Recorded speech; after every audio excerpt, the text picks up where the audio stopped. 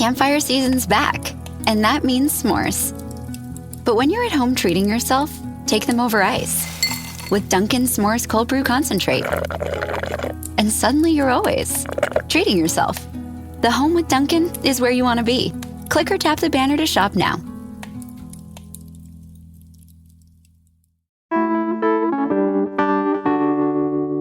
Today on CityCast Portland, we're sharing more news regarding our county's shocking budget shortfall in homeless services, the continued financial woes threatening foreclosure at the Ritz-Carlton Tower, and the latest moves from the team hoping to bring professional baseball to our city.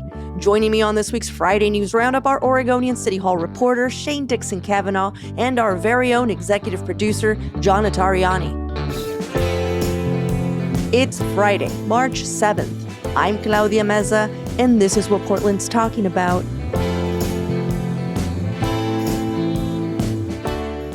Welcome, everyone, to the Friday News Roundup. Shane, John, thank you for hanging out with me this morning. Hey, good morning, Claudia. I am so delighted to be here again. Claudia, John, thank you for having me. All right.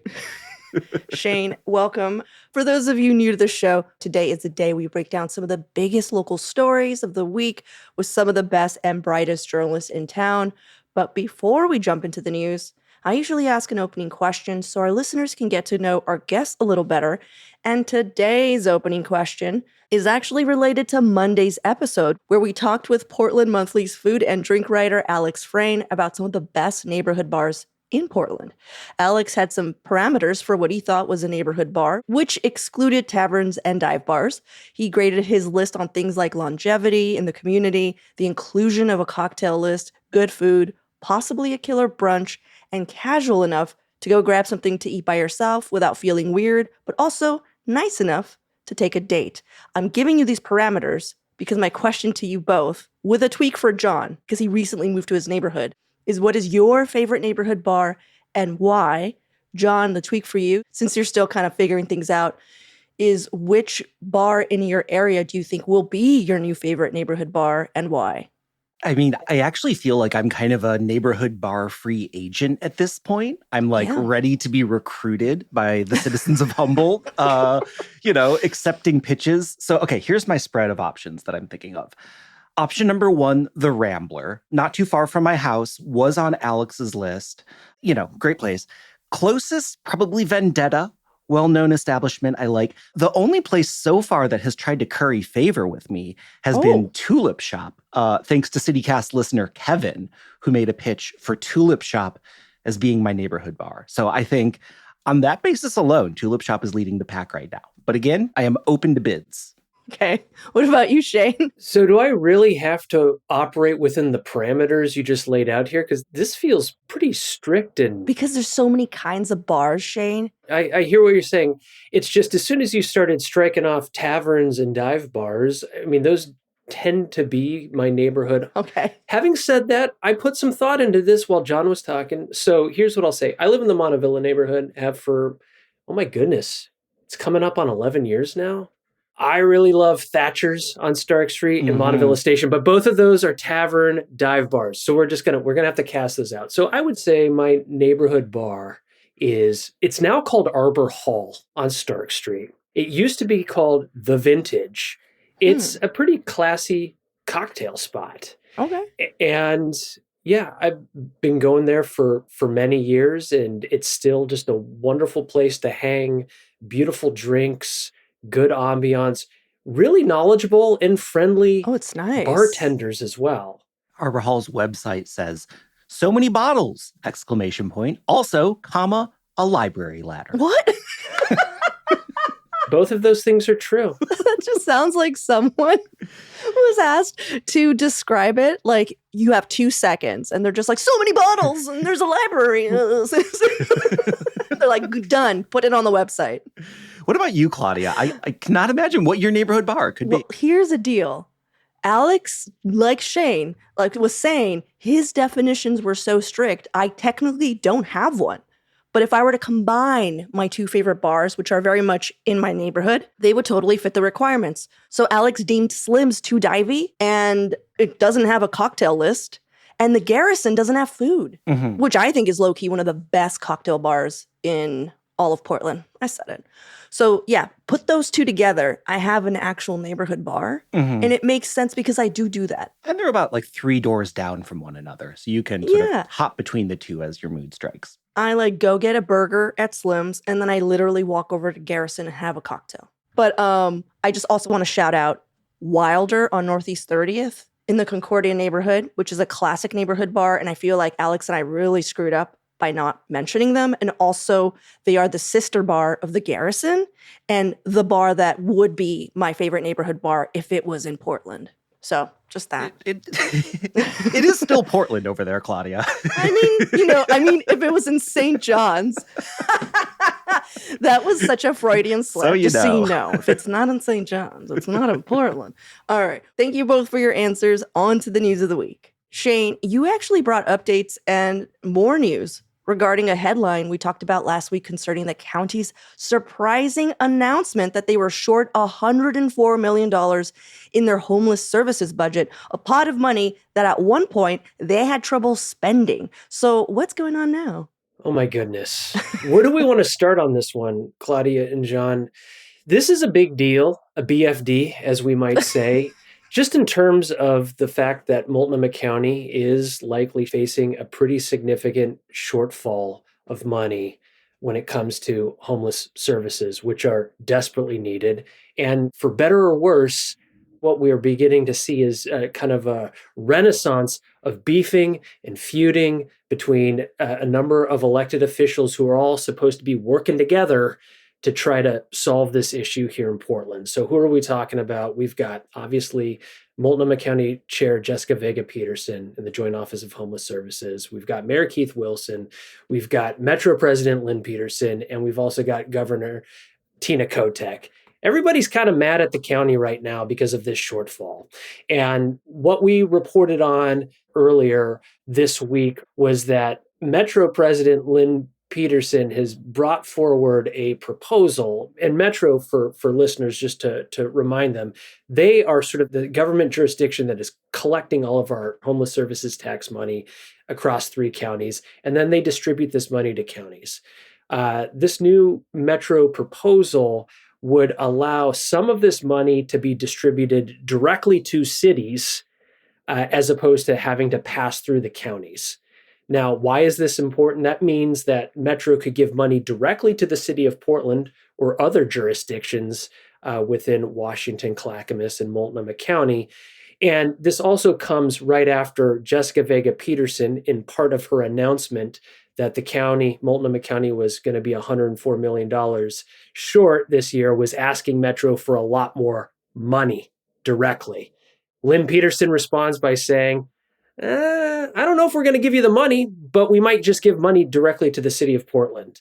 I would say this is kind of there's an equivalent of a big middle finger there, perhaps. Mm-hmm. I mean, that's how we're kind of reading it right now. Plus, there's just been all of this, behind the scenes, back and forth, angry letters flying left and right, a lot of just sort of, like I said, low-key beefing between elected officials, and it's all sort of starting to bubble up, and we're just going to see what happens. What is it about Jessica Vega Peterson that elicits so much of this cantankerous back and forth between elected officials? Because I feel like before it was just her and like Sharon Mearin, who was a county commissioner. And I feel like there was just always a lot of back and forth. And now it's like she's gone. And so now it's Vega Peterson and everybody else. And I don't think she's a cantankerous person. It really is her moves, her policies, whatever she's doing. It riles people up in this way that sometimes the news is the fact that they're fighting. Well, in a lot of ways, what we've been seeing over the last couple of weeks following this announcement by the county is sort of a reversion back to what had been going on for years prior. Mm. Ted Wheeler, the former mayor of Portland, and Deborah Kafoury, the former Multnomah County chair, just had a rivalry for the ages that ultimately impacted policy and the way in which the city and the county could work together, or more often not work together, specifically on homelessness. Mm-hmm. Now, after Vega Peterson succeeded Kafoury, there was a real good faith effort, I think, both by Mayor Wheeler, Vega Peterson, and then even Governor Tina Kotek sort of stepping into things around the same time, that we really got to get our SHIT together. We all got to start working collaboratively. Let's try to leave the personality clashes aside and just sort of, align ourselves around a vision on homelessness. And that had been going, I'd say, fairly well, certainly much better than before for quite some time. This whole issue, though, I mean, there's been tensions beneath the surface, specifically between the city and the county for quite some time. And then, with this sudden declaration of a shortfall, it's just kind of blown everything up. Yeah, I thought it was interesting in your colleagues' reporting, Shane wrote that Metro Auditor Brian Evans had warned that this new ordinance might result in a very political process. And my thought was just it's going to become political?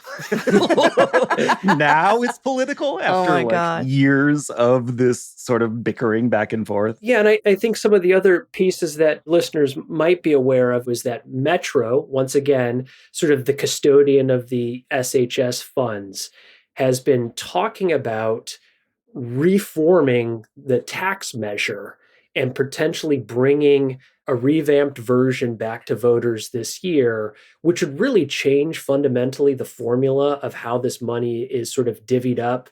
And the counties, and specifically Multnomah County, has not been particularly excited about this idea because they sort of feel that even though the tax measures has generated more revenue than originally forecast, they're also saying it's not enough money. We don't have enough money to really adequately respond to our homelessness crisis. So that's created some tension. And then we've also got Keith Wilson in the mix now, who has his own set of priorities around attempting to quote unquote end unsheltered homelessness by December.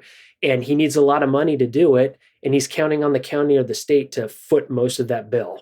So there's that issue now that we have to contend with this sudden, or maybe, mind you, not so sudden shortfall of cash. There was this amazing quote in the article because Vega Peterson, or JVP as we call her around here, was blaming the shortfall in part to forecasts that the Metro's homeless service tax revenue was going to be diminished by things that you said, by other factors. And Lynn Peterson, how she responded, she said, "As your elected peer, I assume this information was not intentional on the chair's behalf, but born from mismanagement of confusion within the Homeless Service Department." And then she continued saying, Multnomah County has never received more than $145 million in homeless service tax revenue in any fiscal year. A deficit of $104 million cannot and should not be blamed on the program that delivers at most $145 million. And I was just like, ooh. And I think it's the finger pointing that's really riling everybody up. Absolutely. And what you're citing there, Claudia, is a letter that Lynn Peterson sent to Vega Peterson last week. And, obviously there was a lot of spicy remarks contained within that letter, and even sort of accused the county of peddling misinformation around their budget shortfall.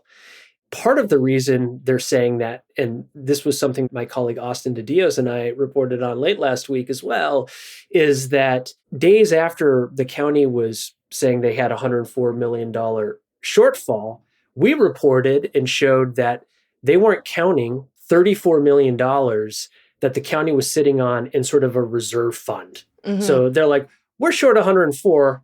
We've got 34 in this reserve fund, but we're not going to touch it. Okay, here's the deal. One, I know that people in the county are looking for more money. It was reported on Willamette Week that, what's her name? Shannon Singleton. Shannon Singleton found $36 million somehow. She just found it. It was 22. Well, it's 22 for 2026, $36 million for the current fiscal year. Oh, boy. Oh, yeah. All in one weekend. So I actually feel, to be honest, when I read that, I was just like, what is going on in the county? And I actually feel JVP is getting just a little dumped on because, like you said, Shane, not just the politics of this, but this is years of crappy county leadership and money mismanagement. And it's this kind of the strain of this unprecedented need that is really finally showing the cracks. Bring me one single county worker, not a leader or a middle manager, but everyday social worker, provider, medical assistant that believes their department runs efficiently and effectively and I will eat John's hat, which he supposedly has a large collection of. Everyone's trying to eat my hats all the Even time. though I've never seen him wear one. And I don't think I've ever seen John with a hat. Exactly. It's in my belly. So, Yeah, no, I know exactly what you're saying. And Claudia, I think Commissioner Singleton, basically going out there and saying, look, we can save a bunch of money by taking some of this homeless service cash from other parts of the county bureaucracy. And once again, to your point, she's sort of dunking on Vega Peterson. Let's also just remind listeners that once upon a time, not too long ago, Shannon Singleton was actually in charge of the Joint Office of Homeless Services. Yeah. And she was in charge of the Joint Office of Homeless Services at a time when it was not spending its homeless services tax money, at a time when, if we're thinking that homeless services at the county appears to be somewhat dysfunctional now, it was even more so 2 years ago during the brief period of time that Singleton was heading that office. So again, it's personalities, it's politics, and for better or for worse, Jessica Vega Peterson right now is on the real receiving end of everything. Well, Shane, thank you so much for bringing us a bit more on that story. I know I'm like, who knows? We'll probably talk about it again next week. Oh boy. And the reason why is because we have so many governments. We are just so blessed with our riches of multiple governments. We're like metro, city, county. Let's go. Let's make up a new one. All right. Well, let's take a break here. And when we come back, more headlines of the week.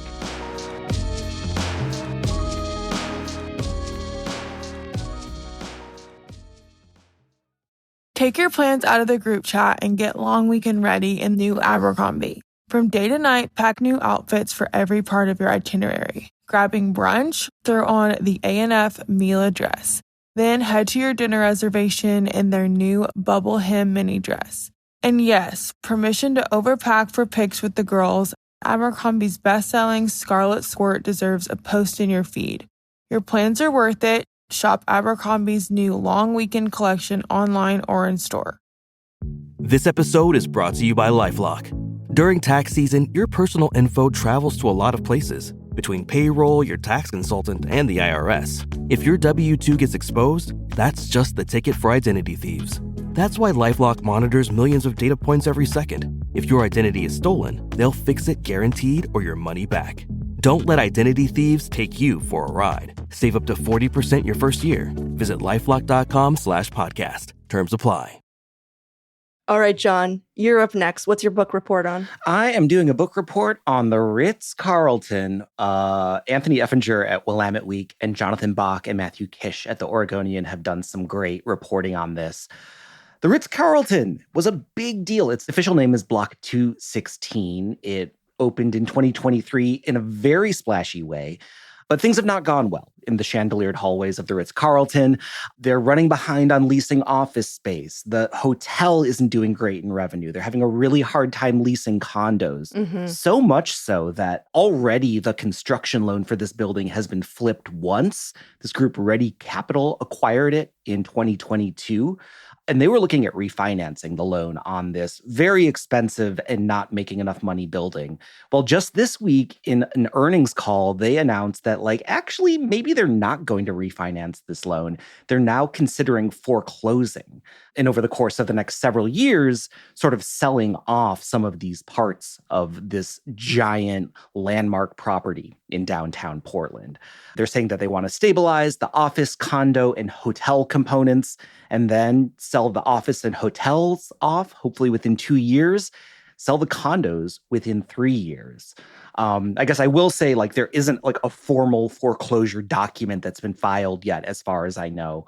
If this does actually go through, there's obviously a lot of protections in place for the hotel itself, for the people who own condos there, et cetera. It's not like it's just going to be imploded and rebuilt upon. But for something that was once upon a time sort of the shining gem of Portland development in downtown, really, really quick, abrupt about face. Yeah. Parts of it are still just beginning to come online. You know, the Flock Food Hall just opened in January for the first time, but already they're facing really, really major headwinds. John, have you eaten at the food hall yet?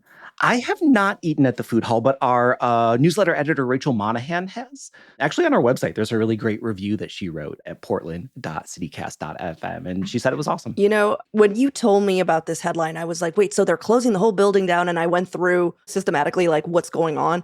And it was good to hear that Flock is funded through a different source. Mm-hmm.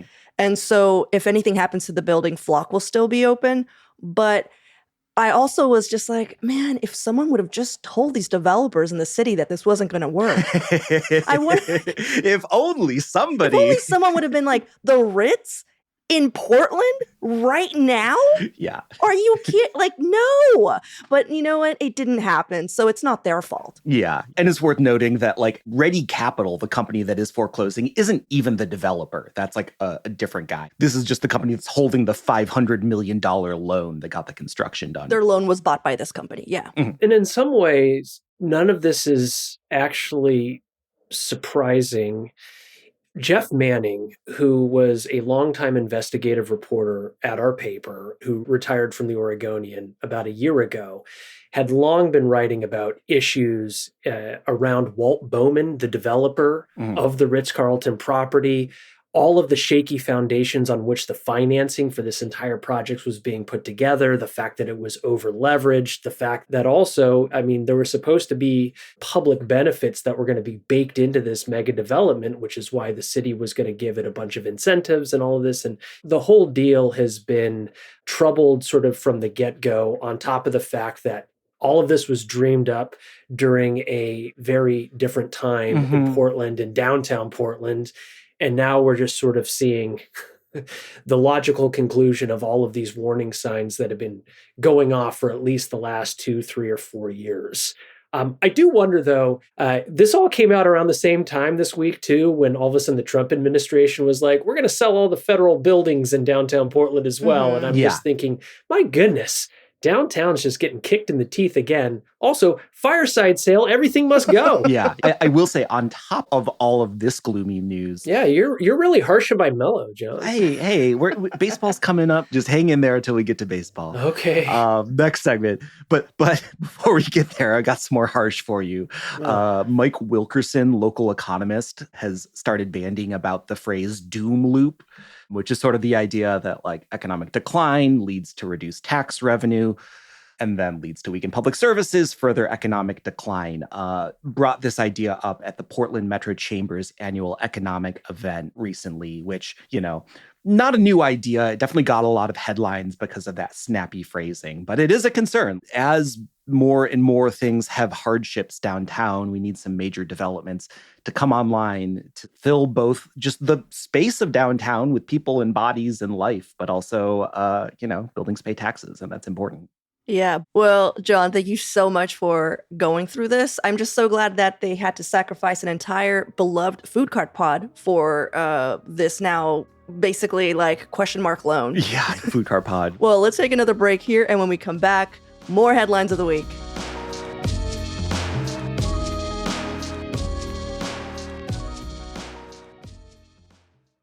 Don't miss your window of opportunity. Upgrade your space now during Blinds.com's anniversary sale and save up to 50% site-wide. Our design experts can help schedule a professional measure and installation, plus guidance for DIYers too. With over 25 million windows covered and our 100% satisfaction guarantee, you can count on Blinds.com to deliver results you'll love. Shop Blinds.com's anniversary sale now for up to 50% off site-wide. Save up to 50% site-wide at Blinds.com. Rules and restrictions may apply. Chronic migraine, 15 or more headache days a month, each lasting 4 hours or more, can make me feel like a spectator in my own life. Botox, onabotulinum toxin A, prevents headaches in adults with chronic migraine. It's not for those with 14 or fewer headache days a month. It's the #1 prescribed branded chronic migraine preventive treatment. Prescription Botox is injected by your doctor. Effects of Botox may spread hours to weeks after injection, causing serious symptoms. Alert your doctor right away, as difficulty swallowing, speaking, breathing, eye problems, or muscle weakness can be signs of a life-threatening condition. Patients with these conditions before injection are at highest risk. Side effects may include allergic reactions, neck and injection site pain, fatigue, and headache. Allergic reactions can include rash, welts, asthma symptoms, and dizziness. Don't receive Botox if there's a skin infection. Tell your doctor your medical history, muscle or nerve conditions, including ALS, Lou Gehrig's disease, myasthenia gravis, or Lambert-Eaton syndrome, and medications, including botulinum toxins, as these may increase the risk of serious side effects. Why wait? Ask your doctor, visit BotoxChronicMigraine.com, or call 1-800-44-BOTOX to learn more. Okay, so I have the pleasure of bringing in the lighter story this week. I know we've talked about some dysfunctional aspects of our city and county government, but can I please direct your attention to the possibilities of Portland having something nice? Claudia, save us all, please. Okay. We still can have nice things in Portland. We really can. Mm-hmm. Okay, so this Monday, the Portland Diamond Project unveiled a first look at the new Major League Baseball stadium proposed to land on the South Waterfront. And my dudes, it's glorious. You don't even have to like baseball. The renderings are just that beautiful. It shows like this world-class, state-of-the-art 32,000 seat stadium with a retractable roof that's all wood and glass and overlooks the Willamette River and Mount Hood, which, oh my God. And it's also nestled right between Tillicum Crossing and Ross Island Bridge. And there's just something so nice about that, like these two bridges kind of leading to it. There also appears to be many business districts attached, so it's not just a baseball stadium. Also, there are a series of rampways and paths along the water that wrap around the stadium, so it also connects more Portlanders to our waterfront on the Willamette. It's a Portland I fiercely want to believe in, so I did actually tear up. I think I even told you guys, I'm tearing up, like going through all the pretty pictures. I think I just saw a version of a clean, non-dysentery-filled future of our city, and it pumped my little heart with hope. And I know how ridiculous it sounds, imagining spending any kind of funds on anything but the multitude of crises at hand.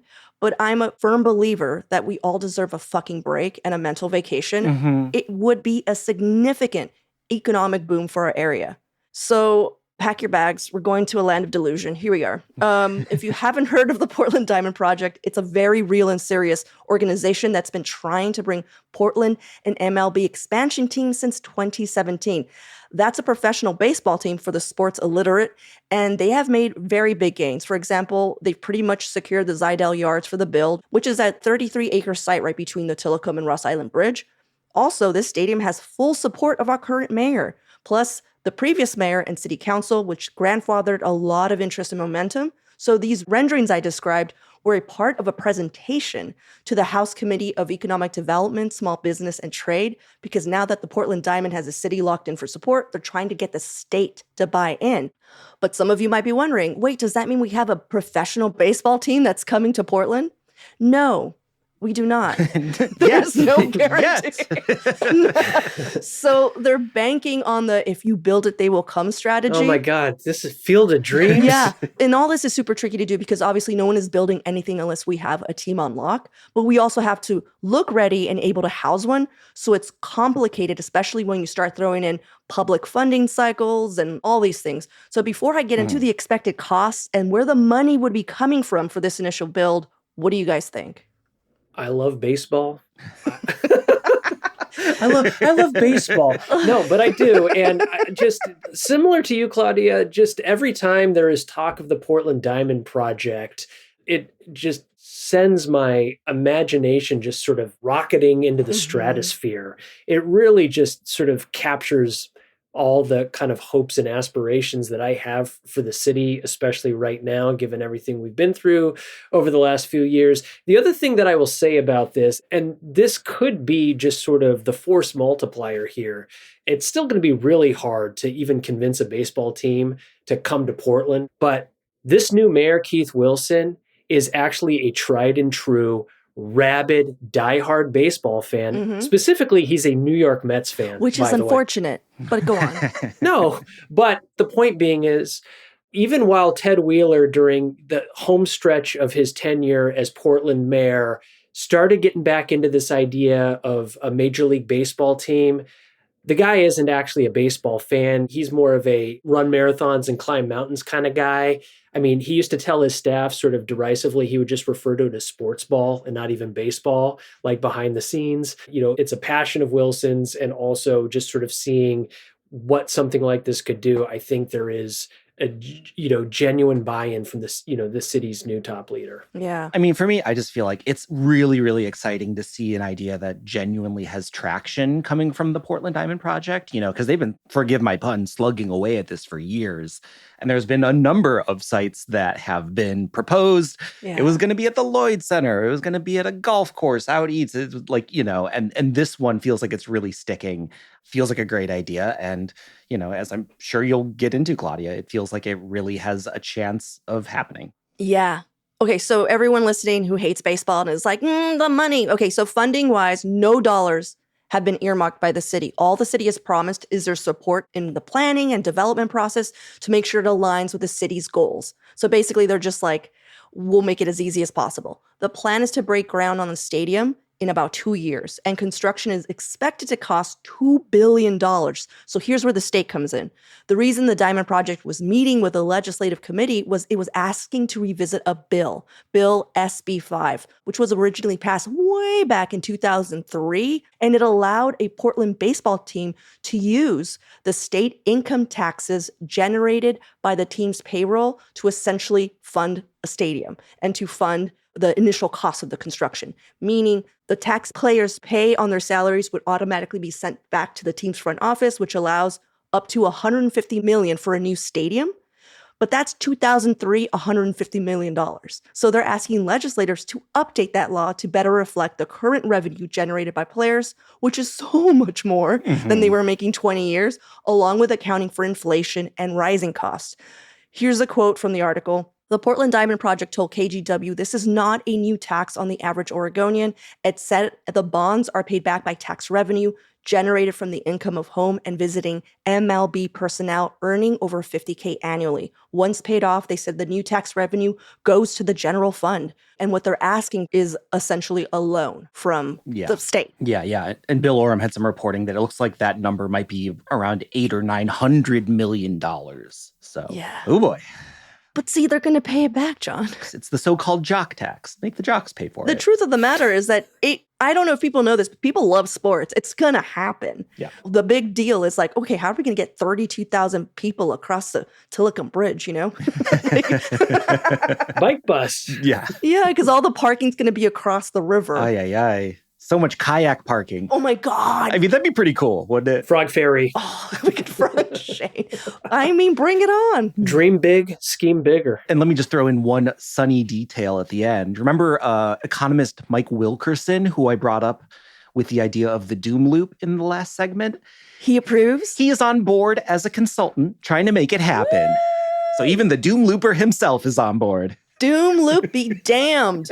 Baseball. Shane, come on. This is amazing. I'm feeling it. You don't look like you're feeling it. I actually thought you froze. That's how much I didn't think you were feeling it. Well, you guys, thank you so much for hanging out with me this morning, going through some headlines of the week. Shane, it's always a pleasure having you on. I love being here too. Thanks so much. Yeah, thanks, Claudia. Awesome. And to everyone listening, have a great weekend. We'll see you on Monday.